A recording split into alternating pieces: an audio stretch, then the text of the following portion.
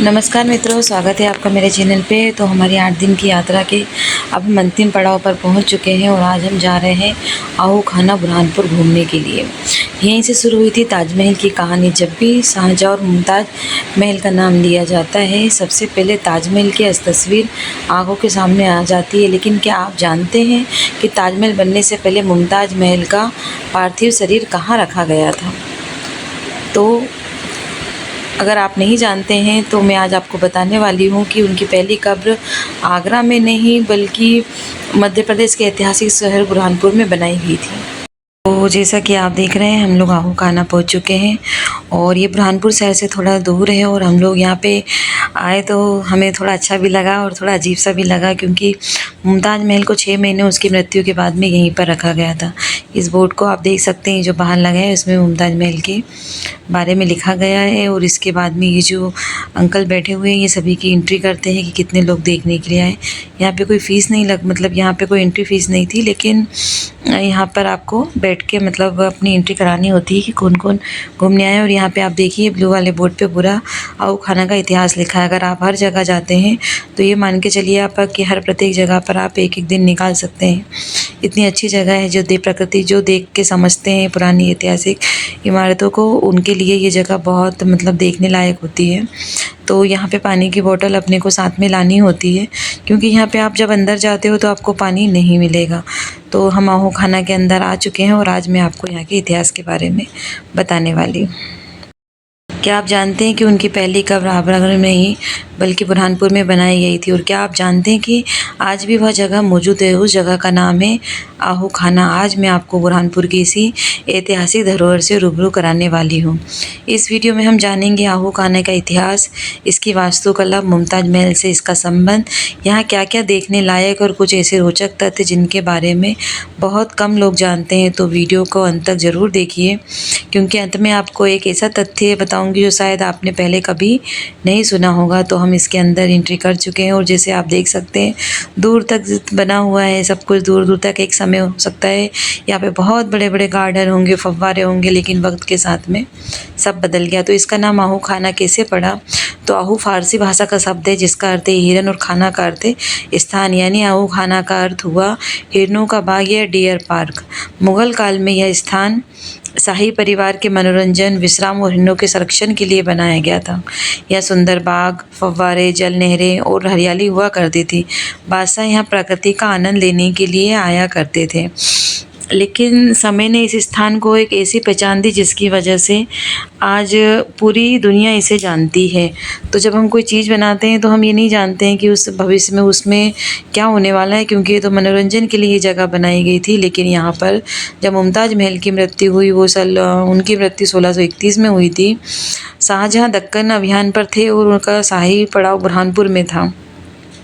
यहीं शाही किले में मुमताज़ महल अपने 14वें बच्चे को जन्म दे रही थी। प्रसव के दौरान उनकी तबीयत बिगड़ गई और उनका निधन हो गया। कहा जाता है कि इस घटना से शाहजहाँ बहुत बुरी तरह टूट गए। कई दिनों तक वो शोक में रहे और उन्होंने सार्वजनिक स्थानों पर भी आना जाना बंद कर दिया था। तो उस समय ताजमहल तो बना नहीं था और शाहजहाँ अपनी बेगम के लिए एक बहुत बड़ी चीज़ का निर्माण करवाना चाहते थे उनकी यादों के लिए। तो इसलिए मुमताज़ महल के पार्थिव शरीर को आगरा न ले जाकर पूरे सम्मान के साथ बुरहानपुर के आहू खाना में रखा गया। जैसा कि आप देख रहे हैं, हम इसके अंदर पहले भाग में हम आ चुके हैं।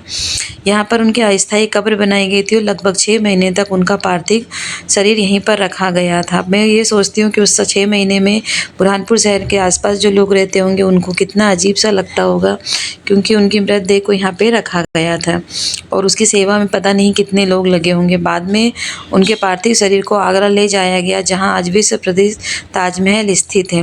यही कारण है कि इतिहासकार आहू खाना को मुमताज़ महल का पहला विश्राम स्थल मानते हैं। तो हम यहाँ पे घूम रहे हैं, आप यहाँ की वास्तुकला देख सकते हैं कि यहाँ की वास्तुकला कितनी अच्छी है और यहाँ पे कितनी अच्छी जगह है। बच्चों को तो हर जगह बहुत ज़्यादा अच्छा लगता है। तो जब हम लोग घूमने के लिए गए तो यहाँ पे काफ़ी लोग थे, बहुत ज़्यादा भीड़ तो नहीं थी, पर मेरे मन में थोड़ा ऐसा लग रहा था कि यहाँ पे मृतदेह रखी गई थी, पता नहीं ये जगह कैसी होगी। तो मैं आगरा भी गई हूँ और बाकी जगह फतेहपुर सीकरी भी गई हूँ। तो मुझे ये समझ में आया है कि जितने भी बड़ी बड़ी स्मारकें बनी गई है, ये सब देखा जाए तो कब्रगाह है। मतलब वहाँ पे सिर्फ उनका वो बनाई गई है, कब्रें बनाई गई है और जिनको हम देखने के लिए जाते हैं।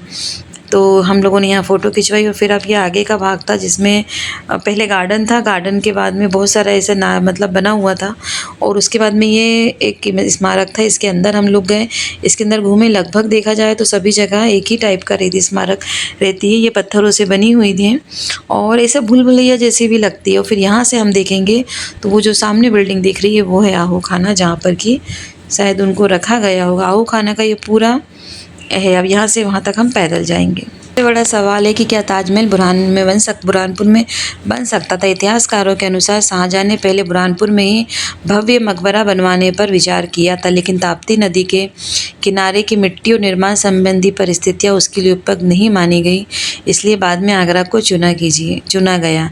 कल्पना कीजिए अगर ऐसा होता तो शायद आज दुनिया का 7वां अजूबा बुरहानपुर में होता।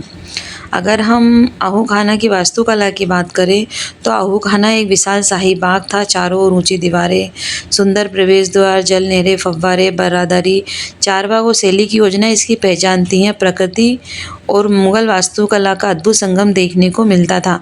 आज जब हम इन इमारतों को इतने सालों बाद देखते हैं तो इसकी वैभवता हमें इतनी दिखती है, तो पहले पता नहीं कैसी होगी। आज भले इसकी भव्यता पहले जैसी ना रही हो, लेकिन इसके अवशेष आज भी इतिहास की गवाही देते हैं। तो अगर आप बुरहानपुर आते हैं तो आप आहू खाना घूमने ज़रूर आएँ।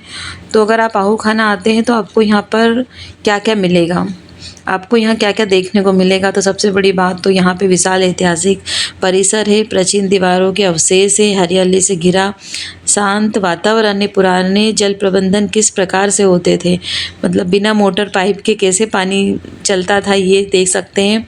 और फोटोग्राफी के लिए शानदार लोकेशन है। यहाँ की शांति आपको कुछ देर के लिए मुगल काल में ले जा सकती है। यहाँ पे मतलब एक अलग टाइप का ही अनुभव होता है जो कि आप वहीं जाके महसूस कर पाएंगे। कम लोग जानते हैं ये बात कि जब लोग ताजमहल देखने आगरा जाते हैं शायद ही किसी को पता होता है कि उसकी कहानी की शुरुआत बुरहानपुर शहर से हुई थी। आहू के खाना केवल एक पुराना बाग नहीं है बल्कि भारतीय इतिहास का एक महत्वपूर्ण अध्याय है। तो अगर आप बुरहानपुर आते हैं तो आप यहाँ पर आहू खाना ज़रूर घूमने के लिए आए और इसकी शैली को देखें और इस स्थान को देखें। तो आज मेरा ब्लॉग ख़त्म होता है। तो अगर आपको मेरा ब्लॉग अच्छा लगा तो प्लीज़ मेरे चैनल को सब्सक्राइब कीजिए, वीडियो को शेयर कीजिए। Thank you.